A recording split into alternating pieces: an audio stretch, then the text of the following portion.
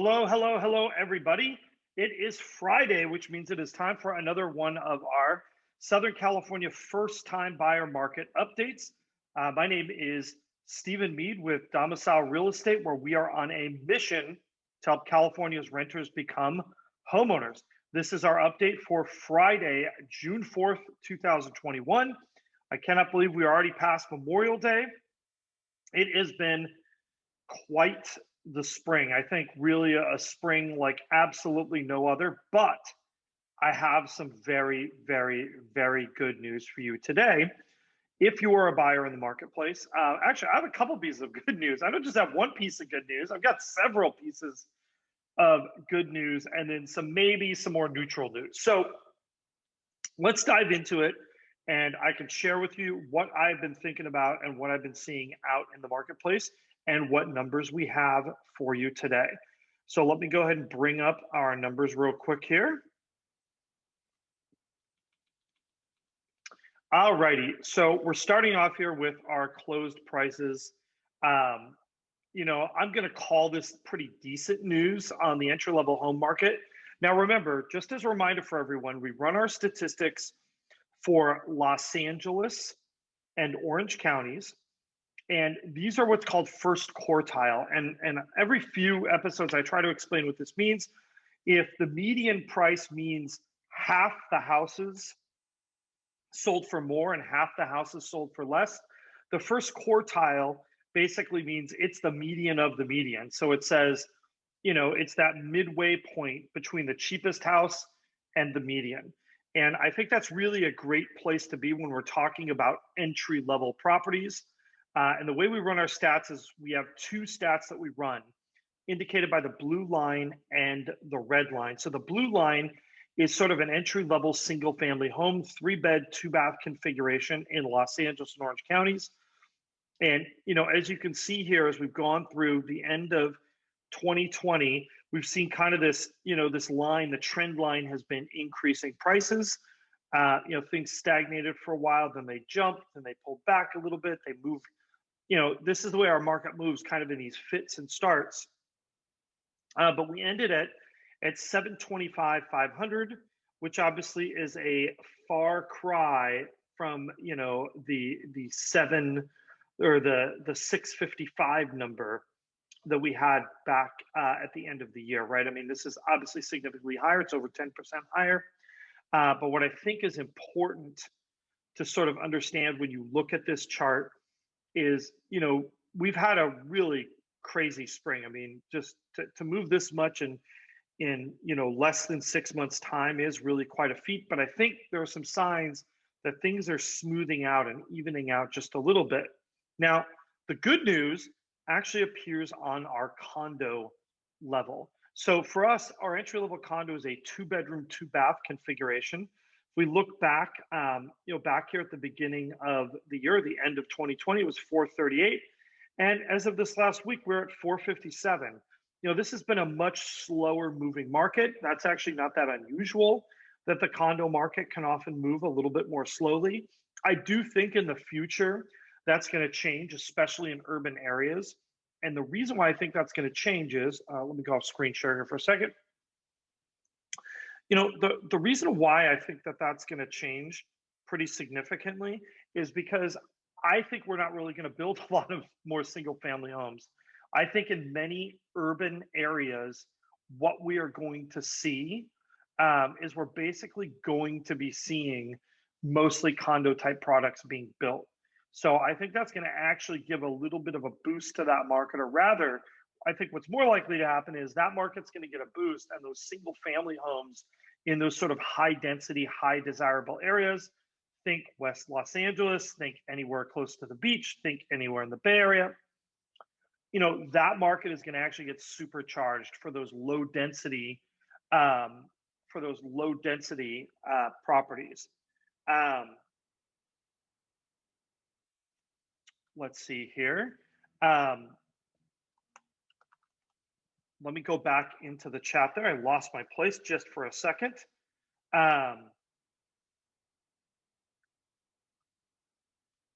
If we're looking here, I think probably one of the most amazing things I want to impress upon, and I'm going to talk about why I think this is important, is if you look where we were, right? 2018, we were at 397 for these condo properties. 2019, 406. And here we are, over 2 years later in a crazy market at 457. And what I'm going to do is now we're going to show what the payments are, because I think this sort of really, in my mind, really tells the story here. If you're looking for entry level homes, the great news is, we are roughly $500 higher than we were, or about 15% higher than we were back in 2018. Now, over the course of 3 years, I actually think that's pretty reasonable. I think wages have grown, maybe even by a little bit more than that, to be honest. I don't think this is a terrible situation that we're at this $4,100 mark when we were at $3,600 back in 2018. But look over here in our entry-level condo market. In 2018, we were at $2,899, and today we are at $2,856. And remember, this total payment includes, it's based on 5% down, including mortgage insurance, taxes, HOA in the case of our entry-level condo properties. When I look at this graph, I think the question I have to ask is, if you're somebody who's renting an apartment and you're kind of in this sort of entry-level town and category, what are you waiting for? I think that, right now is an especially great time to be entering sort of that condo market space. Because right now, I think you can do that with very little pricing change, over the last 3 years. Now, just for fun, we do try to equate these prices into actual home loan qualification. This is the amount of household income that is required, assuming no other debts, which I know is a huge assumption to be making. It is probably not true. You may have student loans, car payments, credit cards, etc. But to kind of give just a baseline for our entry-level single-family home, you will need at least $100,000 of household income.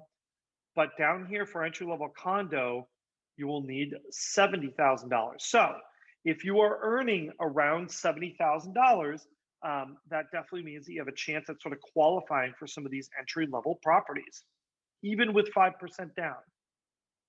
So, we divide this into two parts. And before I jump back in, we like to talk about where are we affordability-wise, which I think is a great thing to track.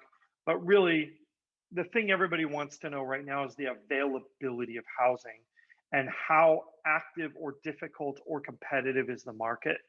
I think right now it's an easy sell to tell someone they should be buying a house or they should own a house or their first property, but it's a big leap between deciding you'd like to buy something and actually being able to buy it. And before we talked about that leap being getting pre-approved and going through that process, but right now the real leap is getting offers accepted, and that's because we have been in an inventory shortage. So let me go in here and I'll kind of share with you where the numbers are. So I'm going to give you one little caveat on these numbers. This has been a holiday week. So we have tracked over a holiday weekend. That does tend to do some funny things with the numbers sometimes. And we don't always have sometimes these numbers end up changing the week after a holiday weekend like this, where we have a 3-day weekend. But if we look here at our 14-day absorption rate, right? Like, so this is looking at all the things that entered into the market, and then and then we look at all the properties that went off the market, and we look how close are those numbers. So this is like a reconciliation of supply and demand. And just as a reminder, in the 70% range, that is a seller's market. In the 80% range, that is a very strong seller's market, and above 90% is just sort of a circus out there.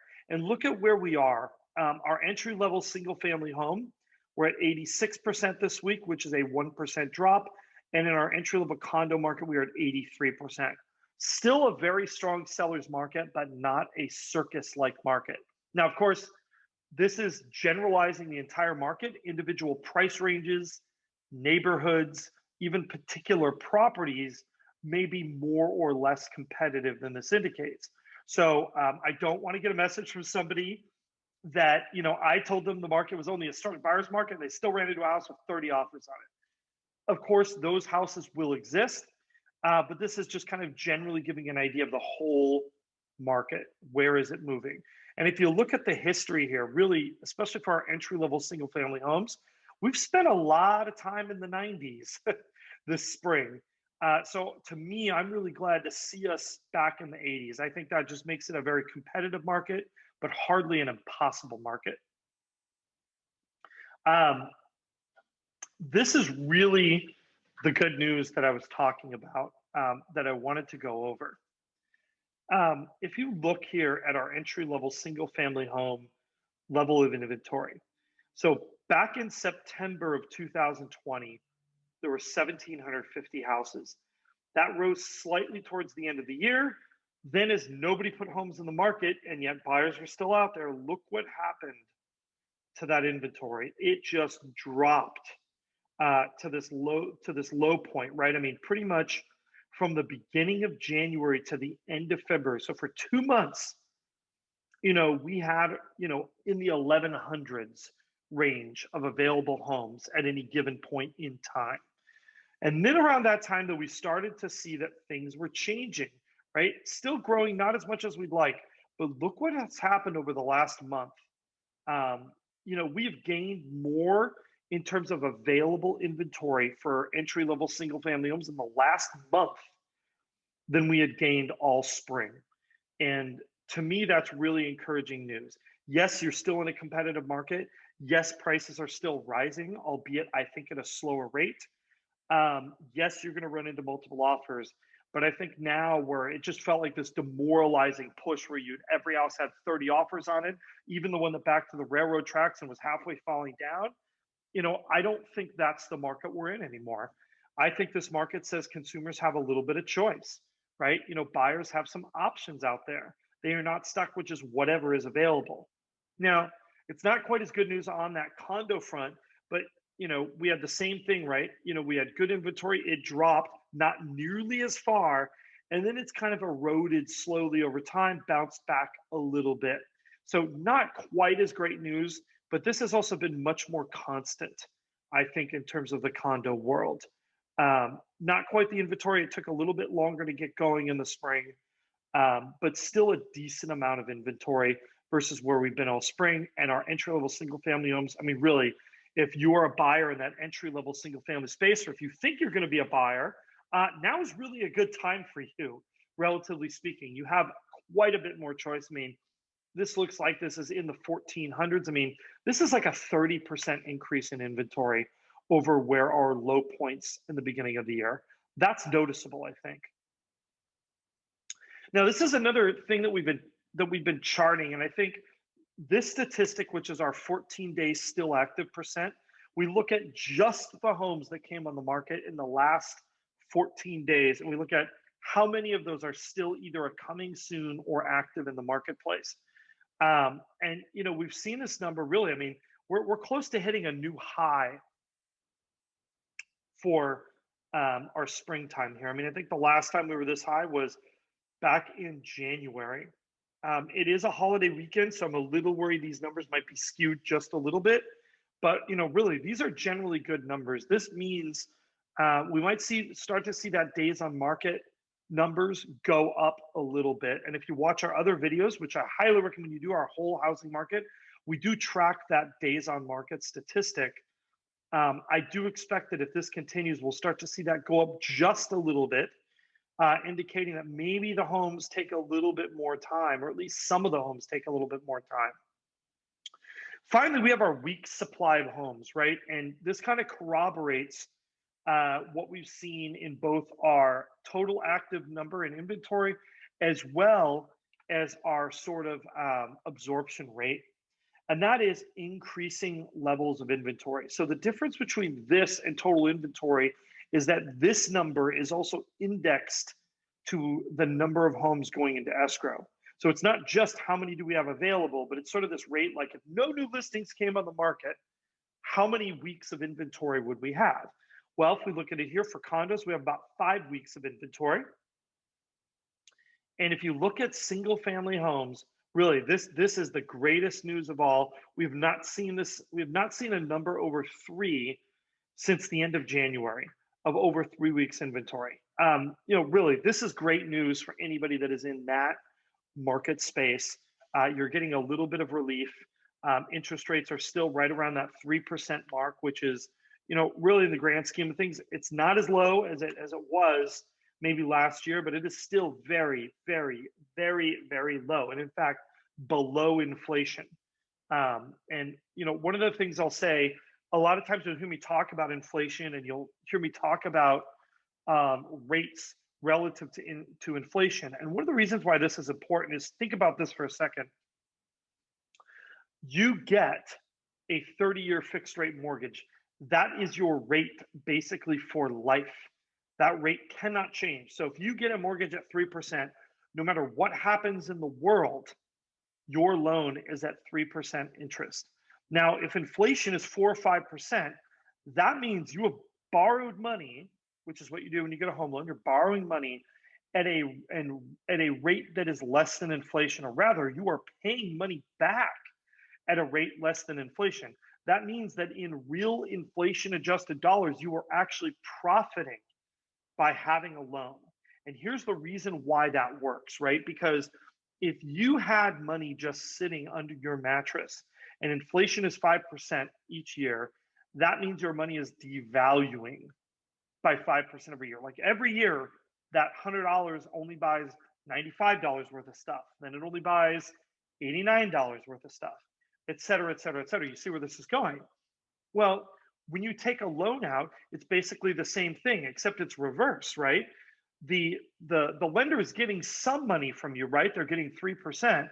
But if that lender's money that they've given to you is devaluing by 5% a year, but they're only getting 3% from you, you are doing better by having that money borrowed than having paid cash for that home.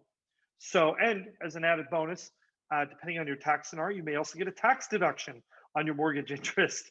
So to add into that, you're not even really paying 3% to borrow that money. Anyhow, thank you guys so much for watching. We love doing these videos. We love hearing from you. We love your comments, questions. Don't forget to like, subscribe, hit that notification bell, and you will see all of the videos on our channel. If you're watching this on Facebook Live, we actually have a link in there to our YouTube channel. I suggest you go ahead and do that. And let's see, I think that's all I got.